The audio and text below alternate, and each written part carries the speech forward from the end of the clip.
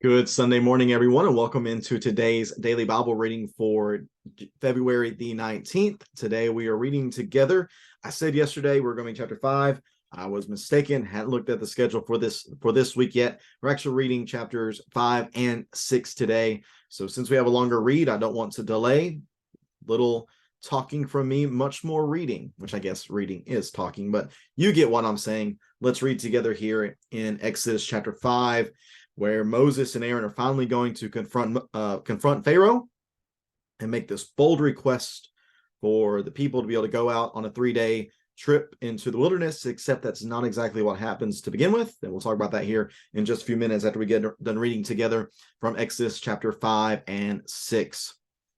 Chapter 5 of Exodus, verse number 1. Later, Moses and Aaron went in and said to Pharaoh, "This is what Yahweh, the God of Israel, says.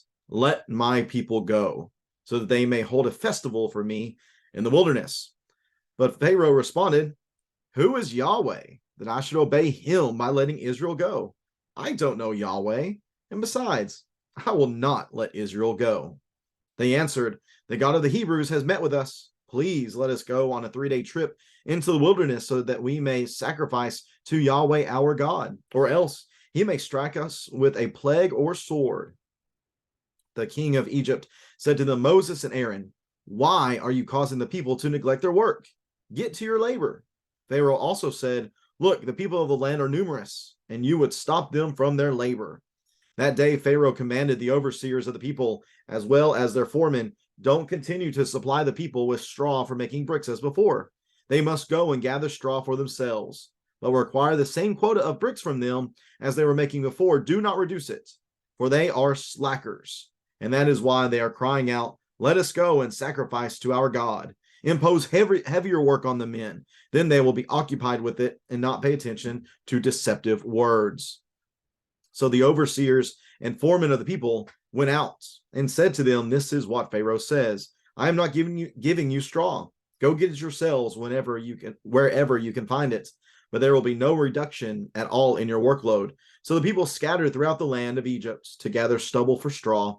The overseers insisted, "Finish your assigned work each day, just as you did when straw was provided." Then the Israelite foremen, whom Pharaoh's slave drivers had set over the people, were beaten and asked, "Why haven't you finished making your prescribed number of bricks yesterday or today as you did before?" So the Israelite foremen went in and cried for help to Pharaoh. "Why are you treating your servants this way? No straw has been given to your servants, yet they say to us, 'Make bricks.' Look, your servants are being beaten, but it is your own people who are at fault." But he, being Pharaoh, said, "You are slackers, slackers. That is why you are saying, 'Let us go sacrifice to Yahweh.' Now get back to work. No straw will be given to you, but you must produce the same quantity of bricks." The Israelite foremen saw that they were in trouble when they were told, "You cannot reduce your daily quota of bricks." When they left Pharaoh, they confronted Moses and Aaron, who stood waiting to meet them. "May Yahweh take note of you and judge," they said to them, "because you have made us reek to Pharaoh and his officials, putting a sword in putting a sword in their hand to kill us." So Moses went back to Yahweh and asked, "Lord, why have you caused trouble for this people? And why did you ever send me? Ever since I went into Pharaoh to speak in your name, he has caused trouble for this people, and you haven't rescued your people at all." But Yahweh replied to Moses, "Now you will see what I will do to Pharaoh. Because of a strong hand, he will let them go, and because of a strong hand, he will drive them from his land." Then God spoke to Moses, telling him, "I am Yahweh. I appeared to Abraham, Isaac, and Jacob as God Almighty, or El Shaddai, but I am not known to them by my name, Yahweh. I also established my covenant with them to give them the land of Canaan and the land they lived in as aliens. Furthermore, I have heard the groaning of the Israelites, whom the Egyptians are forcing to work as slaves, and I have remembered my covenant. Therefore, tell the Israelites, I am Yahweh. And I will bring you out from the forced labor of the Egyptians and rescue you from slavery to them. I will redeem you with an outstretched arm and great acts of judgment. I will take you as my people, and I will be your God. You will know that I am Yahweh, your God, who brought you out from the forced labor of the Egyptians. I will bring you to the land that I swore to give to Abraham, Isaac, and Jacob, and I will give it to you as a possession. I am Yahweh. Moses told this to the Israelites, but they did not listen to him because of their broken spirit and hard labor. Then Yahweh spoke to Moses, "Go and tell Pharaoh, king of Egypt, to let the Israelites go from the land."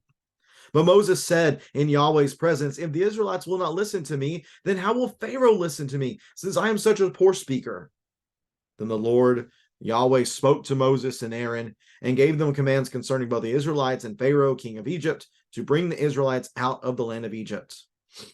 Verse 14 of Genesis chapter 6, these are the heads of their fathers' families. The sons of Reuben, the firstborn of Israel: Hanok and Palu, Hezron and Carmi. These are the clans of Reuben. The sons of Simeon: Jemuel, Jamin, Ohad, Jakin, Zohar, and Shaul. The sons of the Canaanite woman. These are the clans of Simeon.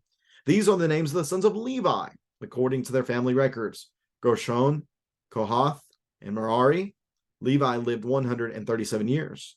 The sons of Gershon: Libni, Shimei, by their clans. The sons of Kohath: Amram, Izhar, Hebron, and Uzziel. Kohath lived 133 years. The sons of Merari: Mali and Mushi. These are the clans of the Levites, according to their family records. Amram married his father's sister, Jochebed, and she bore Aaron and Moses. Amram lived 137 years. And the sons of Izhar: Korah, Nepheg, and Zikri. The sons of Uzziel: Mishael, Elzaphan, and Sithri. Aaron married Elisheba, daughter of Aminadab and sister of Nashon. She bore him Nadab and Abihu, Eleazar, and Ithamar. The sons of Korah: Asir, Elkanah, and Abasaph. These are the clans of the Korathites. Aaron's son Eleazar married one of the daughters of Putiel, and she bore him Phinehas. These are the heads of the Levite families by their clans. It was this Aaron and Moses whom Yahweh told, "Bring the Israelites out of the land of Egypt according to the military divisions." Moses and Aaron were the ones who spoke to Pharaoh, king of Egypt, in order to bring the Israelites out of Egypt. On the day that Yahweh spoke to Moses in the land of Egypt, he said to him, "I am Yahweh. Tell Pharaoh, king of Egypt, everything I'm telling you." But Moses replied in Yahweh's presence, "Since I am such a poor speaker, how will Pharaoh listen to me?" And that is Genesis chapter 5 and Genesis chapter 6. Thanks for hanging in there with a little bit of a long reading. Thankfully, these two chapters are not too long when on their own and put together. They're not too bad. Nonetheless, as we see, finally, it is time for Moses and Aaron to approach Pharaoh. They go before Pharaoh and they tell Pharaoh exactly what the Lord told them to say in chapter 3, verse 18, right? No. They actually don't. They change the message. And what's very interesting about this is, though they don't give the exact message that Yahweh told them to in 3:18, after Pharaoh's negative response to that, then they go and they say exactly what Yahweh told them to say in 3:18. It's very interesting. I wonder why they did that. I wonder if Moses was feeling pretty good about himself, since the fear that he had of the Israelites rejecting him actually did not come true. They actually accepted what he said and they were excited about it. So maybe he's feeling himself a little bit. So he goes in there and just tells Pharaoh the way he wants to tell him what's going on. But Pharaoh, being one who saw himself as a deity, the pharaohs recognize themselves as being Horus, the Egyptian god incarnate.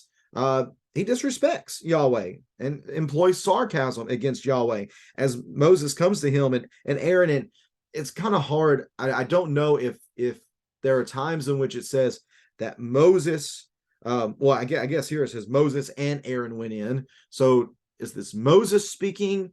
Is it Aaron speaking?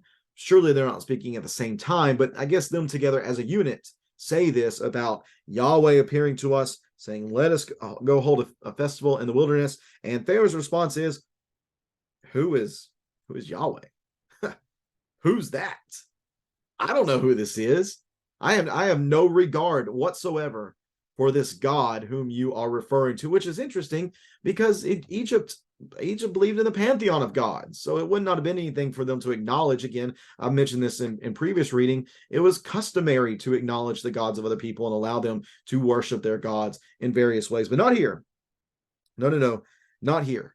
He says he does not know Yahweh, but in fact, it is God's goal, as one writer said, to make sure that Pharaoh knows Yahweh whenever everything is said and done. Well, at this point, they answer again, Moses and Aaron together. At this point, they do say exactly what they were told in chapter 3, verse 18. And they say at the end, let us go do this, or else he may strike us with plague or sword. I believe included in the us would be you. It's going to strike everyone that's associated with this with a plague or sword. But Pharaoh said, hey, shouldn't you guys be working right now? Shouldn't your people be working? And that's something else that's curious about this is are the elders with Moses and Aaron here in this moment? They're not mentioned at the beginning of chapter 5. It might be assumed that they're mentioned here, that they're included here in in verse number 4 and verse number 5. Maybe so. Maybe they're the ones that represent the working crowd, since Moses and Aaron aren't part of that crowd. But nonetheless, the issue is, hey, you people need to get back to your jobs. You've got work to do. You don't need to be sitting here begging me to let you go. You need to go work. You need to go make bricks.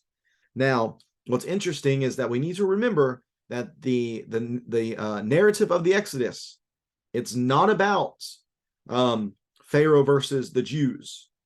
It's not about God versus Egypt. It's specifically about, I believe, above all things, it's Pharaoh versus God. It is Pharaoh versus Yahweh. It is Pharaoh and the religion and the paganism that he represents, and then Yahweh, who is the one true living God who shows his power over every one of the pagan gods of Egypt in various ways throughout the Exodus. And it is here that Yahweh says, hey, no more work for my people. You need to let them go. But Pharaoh directly contradicts that, not just by saying no, they will continue in their work, but by saying no, they're going to do even more work. We're going to make their work harder by not giving them straw, by making them do it on their own. I'm going to give them heavier work to do, which is interesting because that phrase heavier work actually corresponds well with the way Pharaoh's heart is described as becoming hardened or heavier itself. So that is an important connection to make here. So as the overseers and the foremen tell this to people, like, hey, Pharaoh said no more straw, but you got to keep up your production numbers. Your quota of bricks must continue to be met. And whenever they're not, guess what? The foremen are beaten. And then they go straight to Pharaoh and say, Pharaoh, why are you being so harsh on us? How do you expect us to keep up the quota, but you're not giving us the straw? It's not our fault we can't do our job like we're supposed to be doing. Your people are not giving us the work. Well, then Pharaoh turns around and calls them slackers. He said, hey, you're the ones that say you want to go sacrifice to Yahweh. Well, you're not going to do that. Instead, you're going to get back to work. No straw for you. You got to keep up your quota, though. That's my expectation. That's my judgment as your king. You do what I say. And of course, the Israelite foremen, they're thinking, well, this is not good. So what do? They go and they confront Moses and Aaron. And they invoke Yahweh's name here. They say, hey, may he take note of you and judge you. You have made us reek to Pharaoh. You have made us as a stench to the Pharaoh. And now look, he's going to kill us with this hard work. So then Moses then takes it down the line. They come to him, and then he goes to Yahweh, and he says, hey, are you going to keep your promises or not? You said you're going to deliver us. You say you're going to provide for us. But here you are just causing more trouble. Why did you ever send me if it's just going to be more difficult for the people? You haven't rescued your people at all.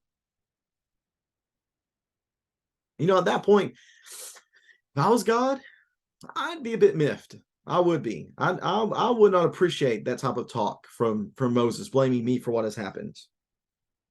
But remember, this is all part of God's plan. This is all part of Yahweh's plan to make himself absolutely known to Pharaoh.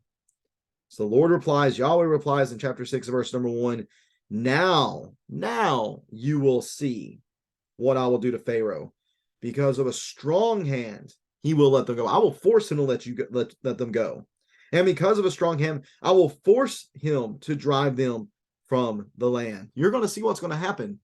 That's spoken on more in the next chapter, chapter 7, verse number 5. And what this is going to be a slap in the face of Pharaoh, showing him that he's not the top dog. He's not a god. He's not Horus incarnate. No, he's nobody. And Yahweh is going to show his great power over him and the entire reality that is Egypt. Now, here is a reminder for Moses and the people concerning their history. And I was struggling with this because I was trying to reconcile what is said here in verses 2 and 3 with what we saw earlier in them knowing the name of Yahweh. But I believe I have a solution here that makes a lot of sense and doesn't just make the problem go away, but I believe makes most sense given the place that they are in the history between God and his people. Then God spoke to Moses, telling him, I am Yahweh. I appeared to Abraham, Isaac, and Jacob as El Shaddai. That's who I was to them. I was known to them as mighty God who put babies in barren wombs and who provided them victory in moments of difficulty. That's how they knew me. But I was not known to them by my name Yahweh, by my name the Lord, by my name Yahweh. So how does that make sense? Because we read back in the text that they did know that was God's personal name. But they knew that only in theory. They knew his name was Yahweh. And they knew that this meant that they were in covenant with him, but they had not yet seen God's covenant faithfulness in its truest form. Because remember, Abraham, Isaac, and Jacob, they never saw the great family. They never saw the great land. But these people of Moses' day, they had seen the great family, had they not? So therefore, they had seen the actual fruit of God's faithfulness to them. And they're going to be a part of the generation in a sort, although unfortunately they're not going to get to enter into the land, but they're going to be right there on the doorstep of the land. And it is the generations coming after them that are going to go into the land. So therefore they will see God's faithfulness in giving them the land. This is what it means, I believe, that they did not know me by Yahweh. They did not know they had not seen the full extent of what it means for my name to be Yahweh and for them to be in covenant with me. But they're going to. They're going to see not just this great nation now, but specifically that with them to give them the land of Canaan, the land they lived in as aliens. I have heard the groanings of Israel. I've heard my people, and I have remembered my covenant. So they were experiencing the fullness of what it meant to be in covenant with Yahweh.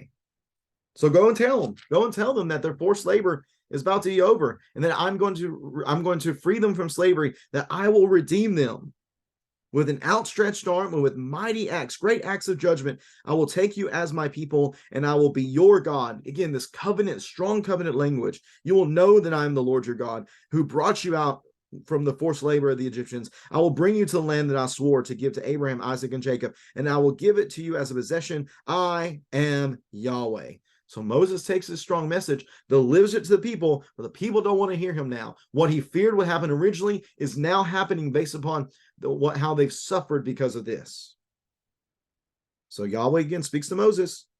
Now go and tell Pharaoh, king of Egypt, to let the Israelites go from this land. But here's what I want to note. I want to note that what takes place in verses 12 and 13 also takes place in verses 28 through 30. So we have two bookends here, and maybe at home you're remembering what this is called, this rhetorical device, this literary device. It's called an inclusio. And that's important to note because what comes after verses 12 and 13 is a random genealogy. How does it make any sense for the author to include here in the Exodus this random genealogy? Why just start naming off the descendants of Reuben and Simeon and then focus on Levi? Well, here's the reason I believe for this inclusio of Moses saying, I am such a poor speaker. Here's the point. Yes, you are, but Aaron is going to step up and get the job done. Aaron is the one who is focused on here in this genealogy. The purpose is to show the worthiness of Aaron as Moses's partner in this endeavor. So there is a theological purpose to this. He is giving credence to Aaron and showing that beginning with Aaron, there's been a long line of great servants of Yahweh. It ends with Phinehas, and he, of course, is a very strong character later on, being someone who stands up against the sexual paganism that will take root in Israel many, many years down the line. But that's the point here. The point is Aaron is going to step up and play a pivotal role in the story of the Exodus. And in fact, once we get into chapter 7, we're going to see specifically where Aaron is identified as your prophet, meaning as your mouthpiece, as your spokesman. So yeah, you don't have any confidence. Well, you're not doing this on your own. Aaron's with you. And oh, by the way, I'm the one that's really pulling the strings behind all this. By my strong hand, by my mighty arm, I will deliver my people. That's the message that Moses and Aaron are going to take before Pharaoh. And it's not going to take too long before Pharaoh's hardened heart brings great retribution upon him from Yahweh. We'll read about that tomorrow in Exodus chapter 7. Thanks so much for tuning in today to this reading. I hope that it is enlightened you a little bit about the text and maybe helped you understand this random genealogy that's found here in Exodus chapter 6. I know genealogies can sometimes turn us off or kind of throw us for loops, but I think it's very purposeful here within this text. I'm looking forward to being with everyone here in just a little while as we get together for our Bible studies and then our worship assembling together. I am excited to continue our study through the Gospel of Mark, getting into chapter 2 today and reading what the Gospel has to say to us and what it teaches us about Jesus and his messiahship and the mission that he has come to accomplish in the name of his Father. Again, thanks for tuning in today. Have a great rest of your Lord's Day, everyone. Take care and God bless.